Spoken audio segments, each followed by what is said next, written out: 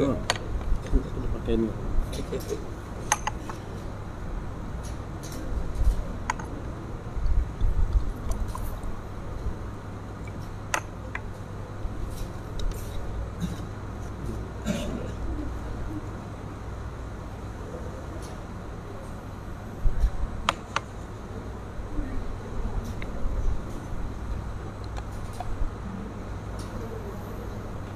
Assalamualaikum warahmatullahi wabarakatuh.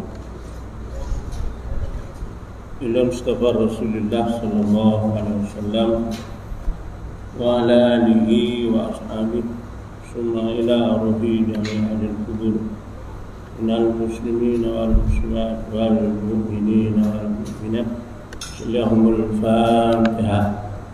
A'udzu billahi minasy syaithanir rajim. Bismillahirrahmanirrahim. Alhamdulillahi rabbil alamin. Ar-Rahmanir Rahim. Maliki yaumiddin. Iyyaka na'budu wa iyyaka nasta'in. Ihdinas siratal mustaqim.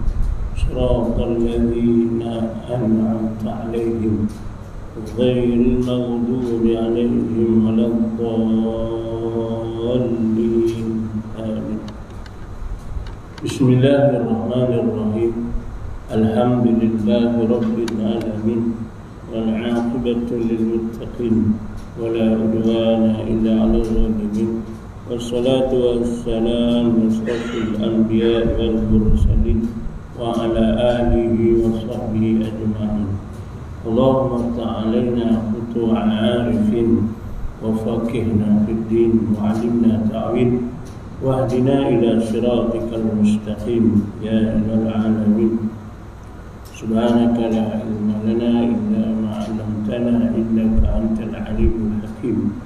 Wala hawla wala quwwata illa billahil aliyyil azim. Wa sallallahu ala sayyidina Muhammad wa ala alihi wa sahbihi wa baraka wa sallam. Walhamdulillahi rabbil alamin. Qala Allah ta'ala fil Qur'anil Karim. A'udzu billahi minasy syaithanir rajim. Bismillahirrahmanirrahim.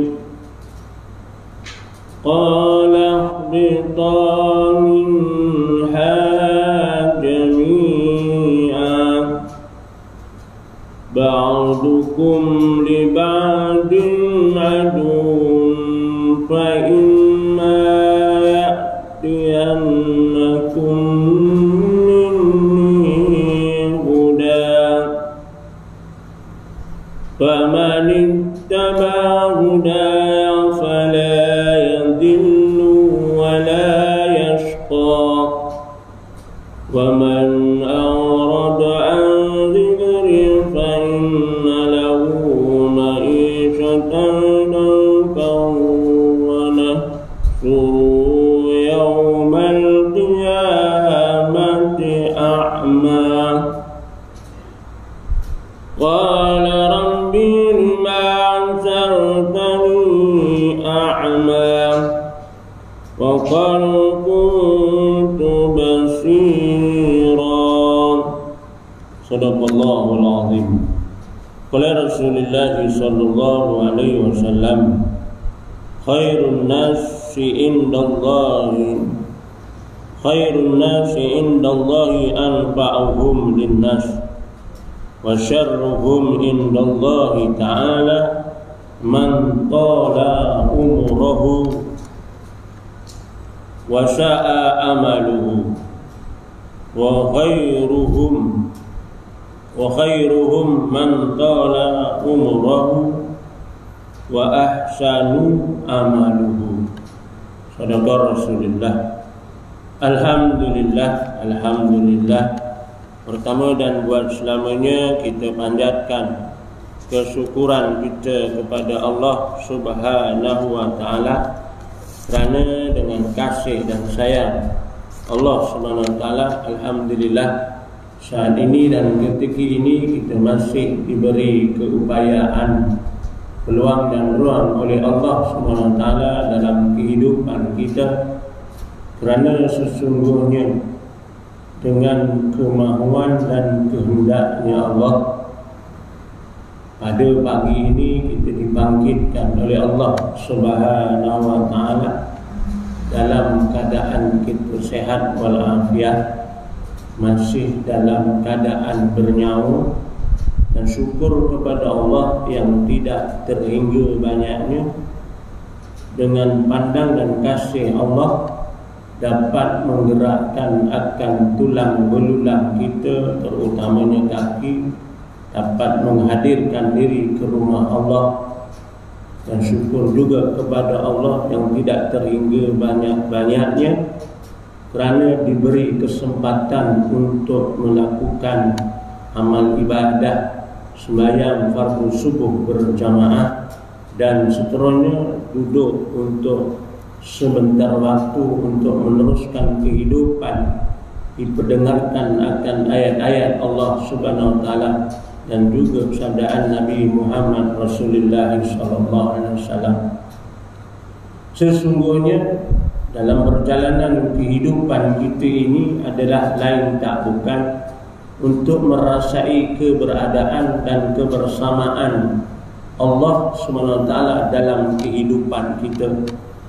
Namun disebutkan oleh kalam suci menyatakan tiada daya dan upaya melainkan dengan pertolongan Allah. Sesungguhnya seseorang itu apabila hati diberikan Allah tersyuhud memandang akan sifat kudrahnya, maka segala yang dipandang pada alam ini adalah kudrahnya Allah. Dan dengan ternafi atau hilang segala kudrah yang lainnya, nafi dan isbat, tiada lagi huruf dan suara sama ada pada lisan dan pada hati, tetapi telah bertukar hakikat dalam bentuk cahaya semata-mata. Maka itulah zikir hakikat, yang mana ataupun zikir asalnya ketika mana di dalam alam ruh dahulu, yang tiada baginya huruf dan juga suara. Faham ya? Dalam perjalanan hidup kita ni, sebelum kita berada di alam syahadat, alam nyata ini, ketika dulu kita semua berada di alam ruh bagi menyaksikan akan keberadaan Allah Subhanahu wa Ta'ala. Jadinya Allah tanya kepada kita, yang mana Allah sebut sebelum kita wujud jadi manusia, sebelum ruh masuk sarung badan, Allah tanya, alastu birabbikum, qalu bala syahidna. Maksud di alam ruh dulu Allah tanya, adakah aku ni Tuhan kepada kamu? Maka dijawab akan ruh, qalu bala syahidna. Berkatalah akan ruh, benar ya Allah, bahkan aku menyaksikan akan keberadaan kau. Maka dengan kasih sayangnya Allah, kita diwujudkan ke atas alam syahadah ini, alam yang menyaksikan sejauh manakah keberadaan diri kita dengan Tuhan. Maka hakikat kita berzikir nafi dan isbat yang kita sebut la ilaha illallah, daripada kalimah nafi dan isbat itu ada kalimah yang kita nafikan, yang kita buangkan, yang kita padamkan. Dan dalam kalimah itu juga ada benda yang kita isbatkan, yang kita tetapkan. Jadi kalaulah semata-mata zikir nafi dan isbat itu ataupun zikir la ilaha illallah dan tidak mencapai kepada hakikat zikir, maka dia hanya sekadar zikir sahaja, tetapi dia tidak memberi bekas dan juga kesan di dalam hati ataupun dalam qalbu. Maka kita disebut mengenai zikir nafi dan isbat itu pada qalbu kita, pada hati kita. Apa dia? Menafikan yang lain, mengisbatkan Allah. Begitulah maksudnya. Jadinya dalam perjalanan kehidupan kita ini berada di alam syahadah, sejauh manakah kita merasai kebersamaan dan kedekatan Allah dalam kehidupan kita sebagai hamba-Nya. Maka sebab itulah latihan nafi dan isbat sentiasa berjalan setiap detik, setiap masa. Dia bukan hanya sekadar suatu yang kita lantunkan, yang kita zikirkan, tetapi dia adalah perkara yang kita praktikan. Ketika mana?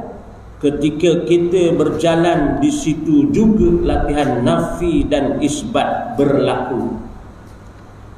Kita nafikan segala kehendak kita. Tuan-tuan, agak-agaknya kalau kita tak nafikan pagi ni kehendak kita, agak-agak tak mana kita? Agak-agak kalau kita tak nafikan kehendak kita, agak-agak tak mana? Ya mungkin orang katil penek, puru penak. Ya. Itulah sebabnya kita nafikan segala kehendak kita. Kita nafikan segala kudrahnya kita. Kita lenyapkan, leburkan, buangkan ketika mana kita datang daripada rumah menuju ke masjid untuk mengerjakan solat. Maka ketika itu sudah dilatih kepada kita nafi dan isbat. Bahkan bukan itu saja, di dalam azan lagi sudah dilatih kepada kita sentiasa untuk mengungkapkan la haula wala quwwata illa billah. Ketika mana? Ketika muazzin mengumandangkan akan kalimah hayya 'alas shalah, hayya 'alal falah. Kalau kita nyatakan panggilan tu panggilan Pak Bilal tu panggilan Allah. Panggilan siapa? Bukan panggil Bilal. Bilal tu azan kerana masuk waktu subuh. Tapi hakikatnya merasai keberadaan Allah SWT dalam hidup, itu panggilan Allah. Tidak cukup dengan dalam azan saja, bahkan ketika iqamah kita sudah berdiri dalam shaf, ketika kita sedang menunggu imam mengangkat takbir, ketika itulah dikumandangkan akan kalimah hayya 'alas shalah, hayya 'alal falah, qad qamatis shalatu, qad qamatis shalah. Kita disunatkan untuk mengungkapkan la haula wala quwwata illa billah. Tidak ada daya upaya melainkan untuk kita keluar daripada rumah, kita datang ke masjid. Tidak ada daya dan upaya kita untuk mengangkat takbir, melakukan solat, melainkan semuanya adalah dengan pertolongan Allah. Maka disitulah adalah latihan nafi dan isbat.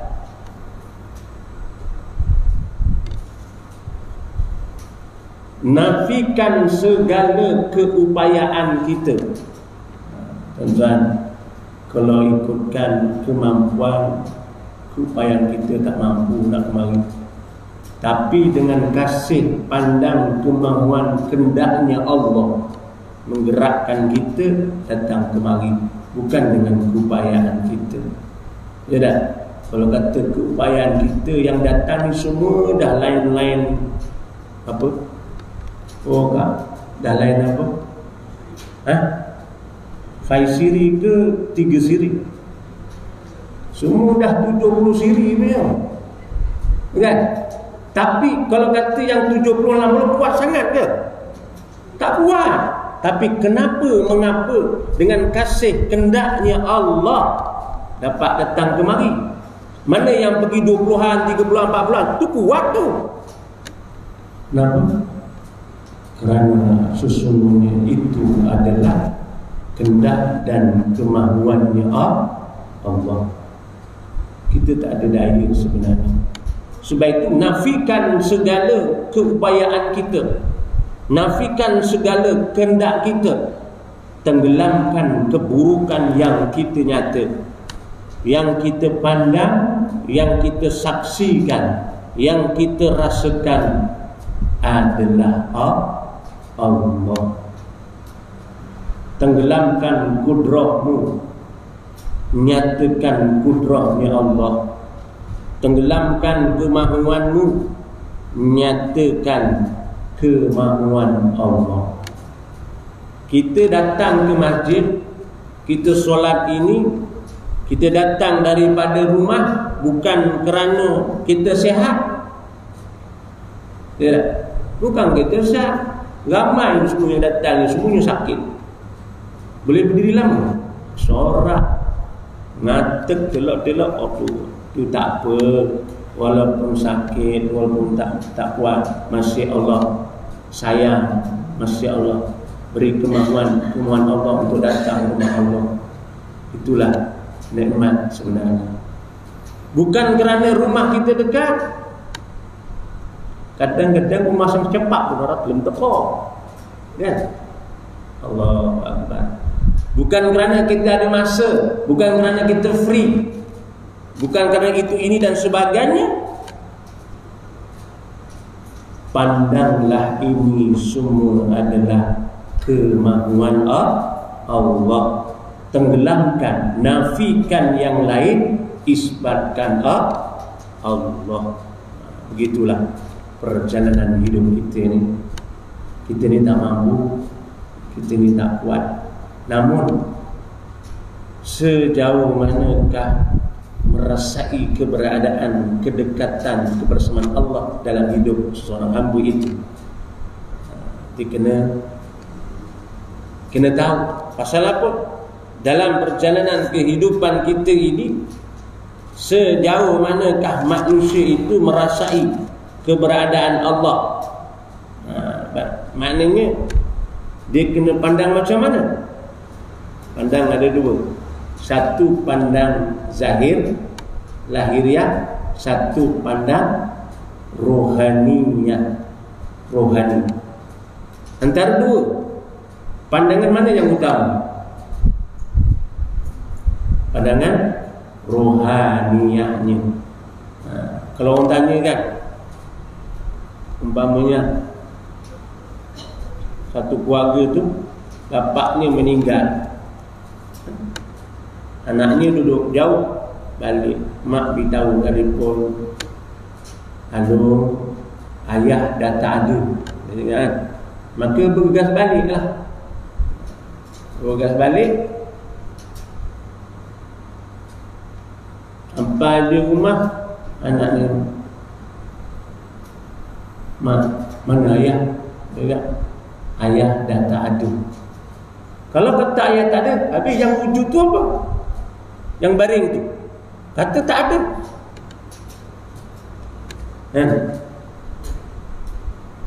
Kalau kata ayah dah tak ada, habis yang wujud tu, yang baring tu apa? Bukan ayahnya.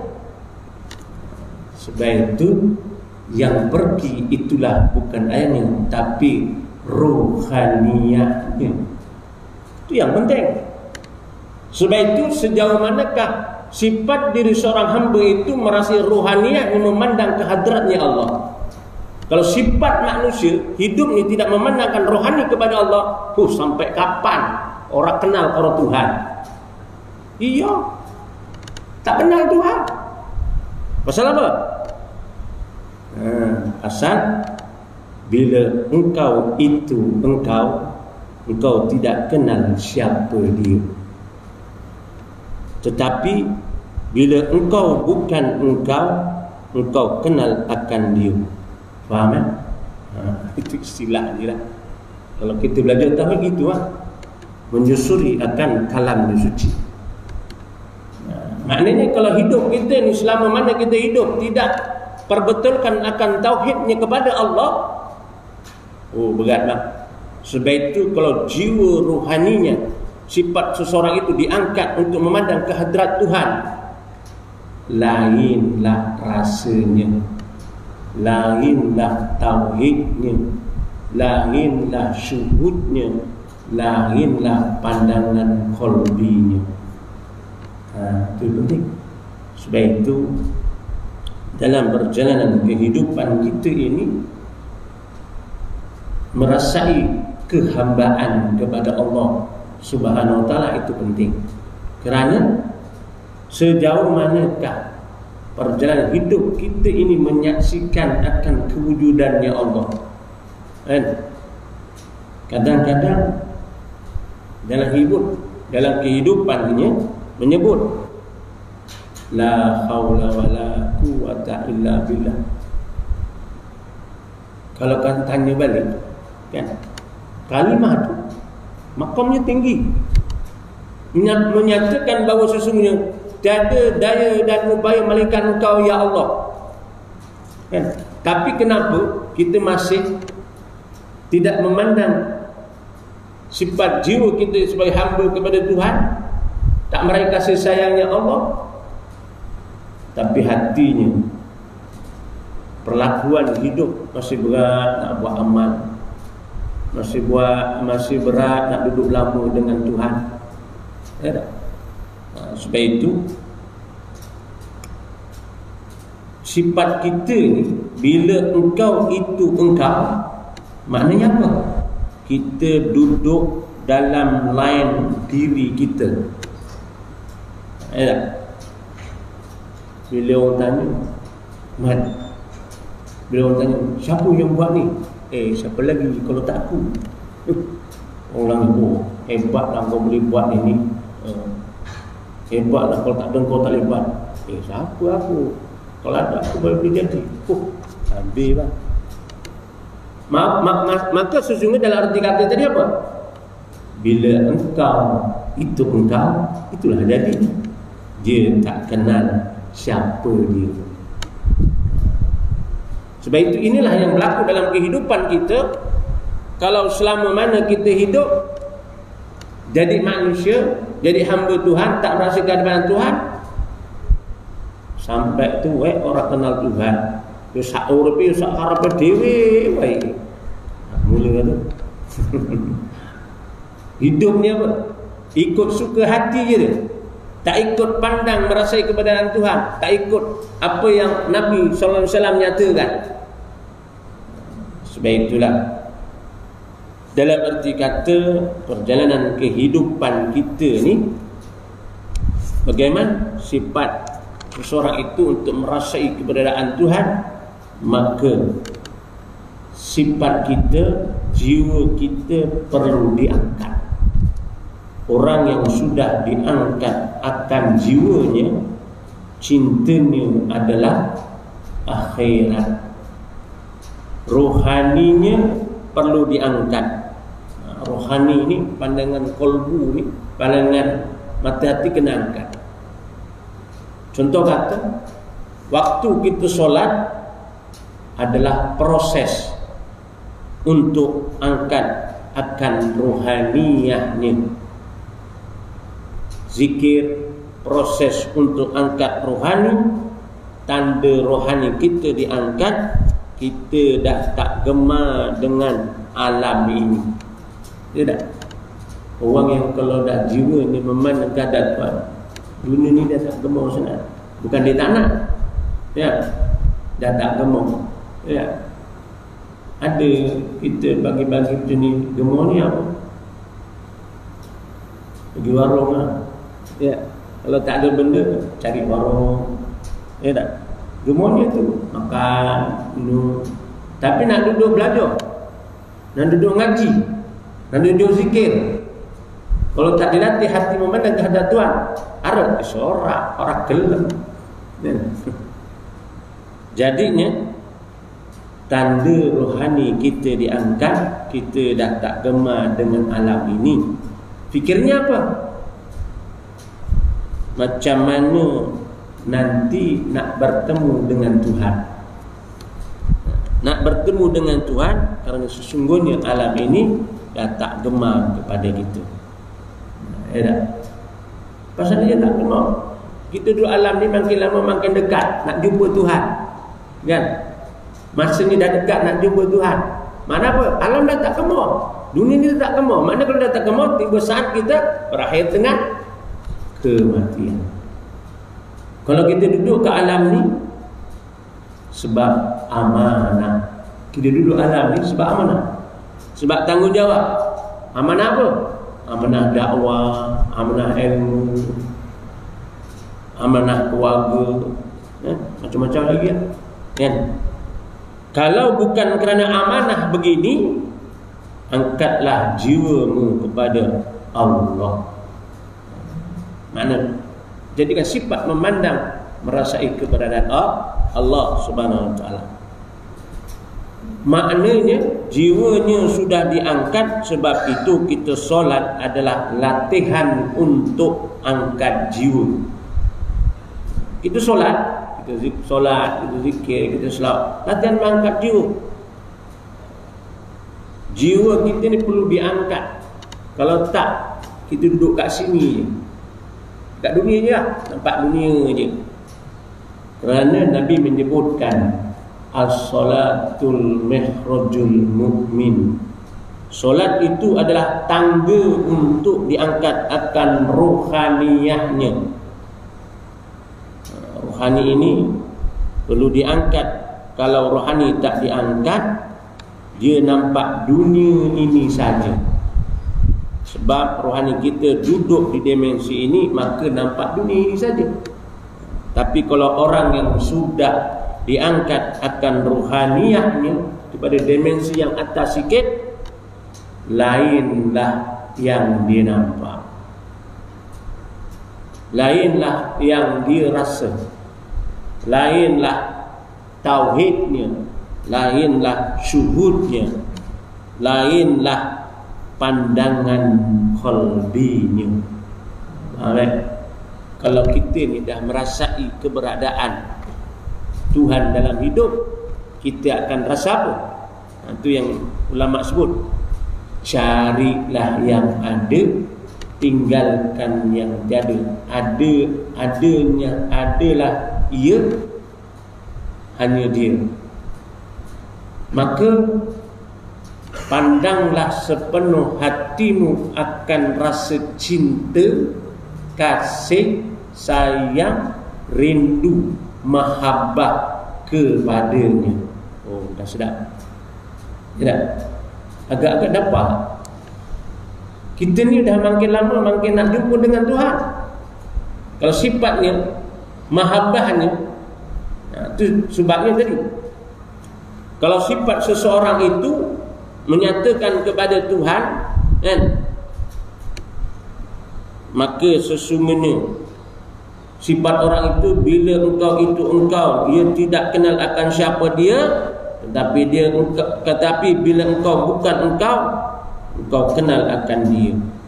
Tapi kalau sifat memandang pada diri, selagi kita tak keluar daripada diri kita, selagi itulah tak kenal Allah Subhanahu wa ta'ala. Kalau tak kenal Allah Ta'ala, maka disitulah tak kenal mahabbah dengan Allah. Allah tak buka jalan untuk kenal dengan Allah. Sebab itu Carilah yang ada, tinggalkan yang tiada. Dunia ni tak ada, tinggalkan.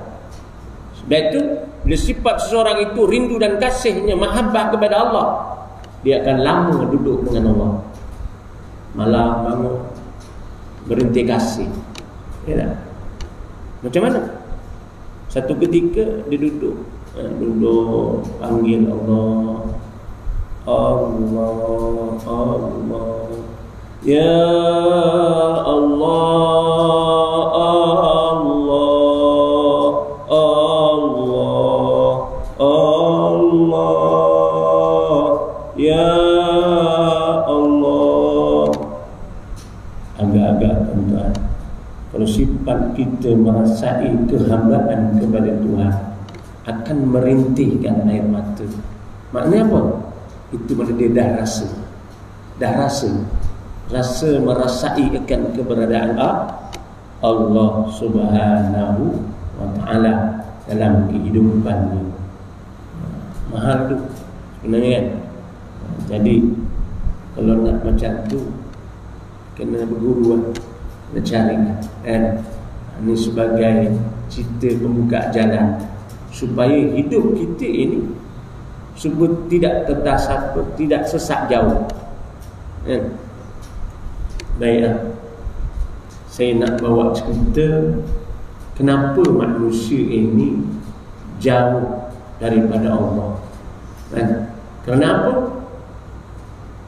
Selalu kita baca ayat Al-Quran ini, ayat yang ke 102,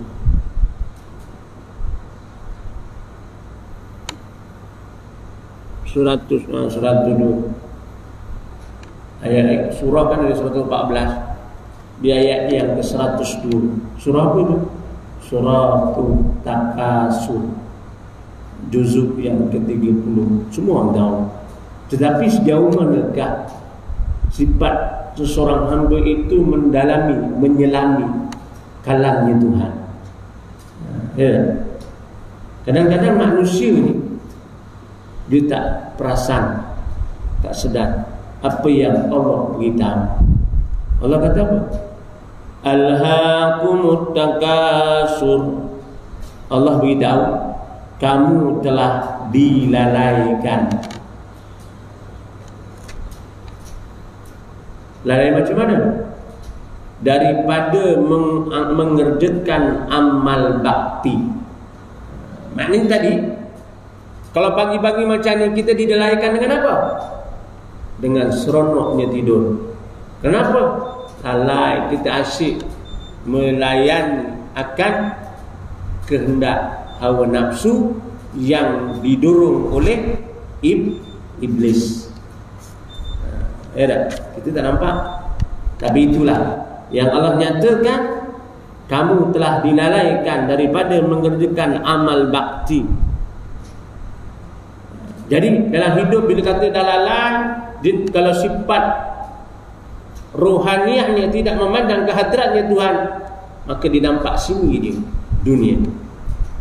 Bila dia nampak dunia apa? Oleh perbuatan berlumba-lumba untuk mendapat sebanyak-banyaknya, apa dia? Harta benda, anak penak, pangkat dan pengaruh. Inilah hidup kita. Kalau kita hidupnya pandang pada dunia semata-mata, dalam kesibukan mencari kehidupan dunia ni, kalau sifat rohaniahnya tidak diangkat ke hadrat Allah, maka sesungguhnya dia jadi orang yang rugi kan. Kalau kita hidup kat dunia ni untuk apa? Sekadar keperluan itu, bukan tujuan. Boleh makan, boleh minum, boleh ada kenderaan, ada penginapan, rumah, cukup kan? Selebihnya gunakan apa yang Allah kurniakan kepada kita untuk kita menyiapkan kehidupan kita di Nun sana. Itulah hakikatnya, iaitu alam akhirat. Akhirat itu kekal, akhirat itu lebih baik. Dunia ini bukan tempat tinggal kita, tempat tinggal kita di nur sana, yaitu alam akhirat. Maknanya apa? Tak ada ke cita-cita nak balik kampung ataupun balik kampung halaman. Tak, tak ada cita-cita nak balik kampung halaman. Kau suka ke, kau tak suka ke, kau nak ke, tak nak, kau tetap balik. Kan? Tak ada ke, atau dah nampak ke gambar-gambar kampung tiang-tiang rumah kita kat sana? Dah nampak ke belum dinding-dinding rumah kita kat akhirat nanti? Allahu Akbar, kan? Tempat yang kita akan didudukkan oleh Allah di akhirat nanti dah nampak ke belum? Ya kan? Tapi kita ni kadang-kadang apa? Kita nak asyik bermain-main kat sini, kat dunia ni kan. Asyik bermain kat sini, sedar-sedar malaikat maut datang. Ya tak? Allahu Akbar. Malaikat maut datang. Sedar-sedar umur kita ni dah 60, dah 70. Sedar-sedar rambut kita ni dah banyak beruban. Dan kadang-kadang sedar-sedar sakit pula tu, sakit stroke. Allahu Akbar. Baru nak sedar. Memang sedar lah. Dah duduk atas katil hospital. Kata orang Jawa, berbesmili mata ni. Berbesmili tu tengok orang keluar masuk masjid. Kan kalau duduk buat empat semua tu kan, hostel Segamat, kan depannya surau kan. Aku pernah masuk tak, aku tengok ada kan, terasa kan. Allah Akbar kan. Dah sakit, nak tengok nak keluar tak boleh. Dah duduk dah stroke macam mana? Masa itulah aku sudah menangis air mata, ya Allah. Kan? Jadinya kita ni alhamdulillah tuan-tuan, kita masih diberi keupayaan, peluang dalam hidup untuk kita meneruskan meraih kasih sayangnya Allah. Jangan sampai yang Allah sebut tadi, jangan sampai dilalaikan. Sibuk kan? Sampai mana? Hatta zurtumul maqabir, sehingga masuk dalam kubur. Allah kan? Tapi Allah sayang kat kita ni kan. Dia nak kena cepat dan menuju syukur. Habiskan ayat ni. Allah sayang macam mana? Allah menyatakan kalla saufa ta'lamun. Jangan sekali-kali bersikap demikian, kamu akan mengetahui kelak akibat yang buruk semasa nak mati. Nampak tuan-tuan? Esok kalau kita tak memandang rohaniat, kita memandang kepada Tuhan, Allah buka hijab kita nak mati tuan-tuan. Ni Allah buka hijab kita ni, nampak perjalanan kita ni nak balik. Sama ada dua jalan, sama ada lubang-lubang neraka ataupun taman-taman surga. Itu je. Allah, kalau kita hidup ini hari tidak memandang, tidak angkat rohaniat, memandang kehadrat Tuhan, alangkah malangnya kita.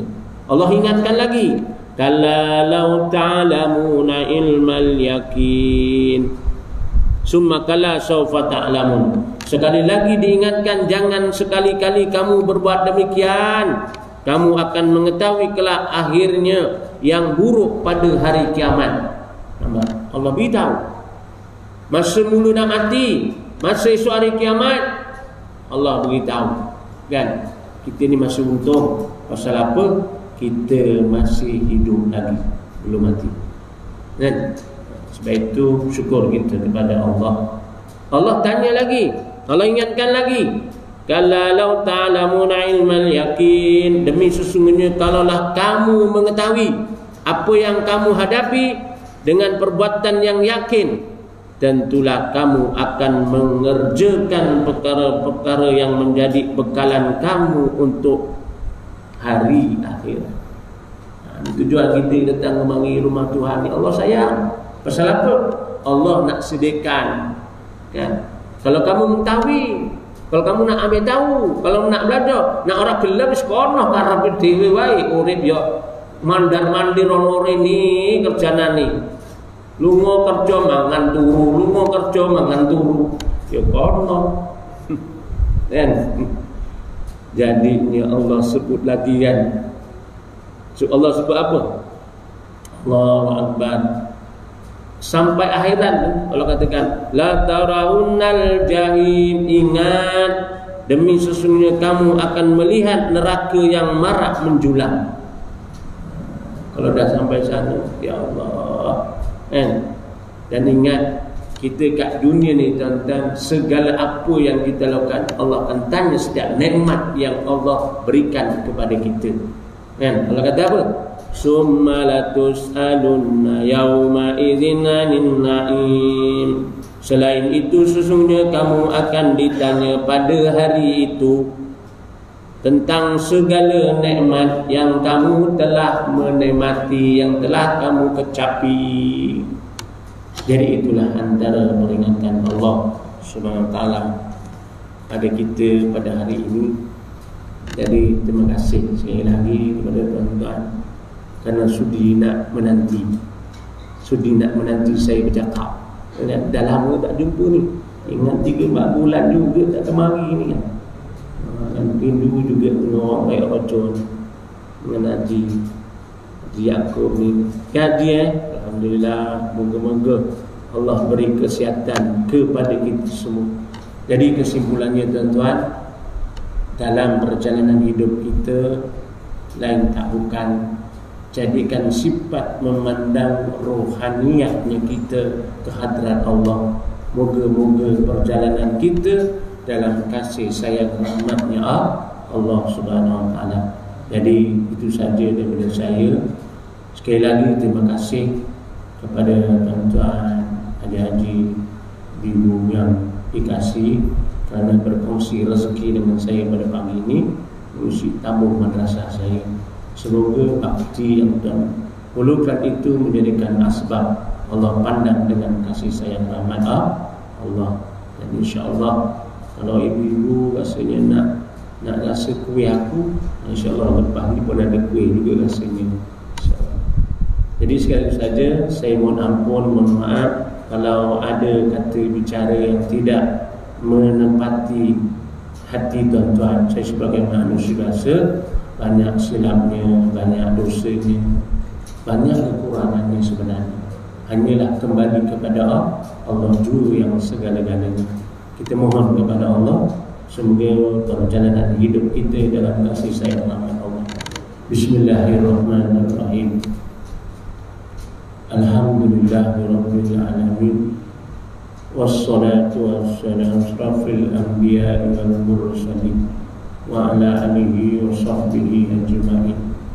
Ya Allah, ya Rahman, ya Rahim, di pagi yang indah ini ya Allah, pagi Jumaat akhir daripada tahun Masihi, ya Allah, pandanglah kami dengan kasih sayang rahmat-Mu ya Allah.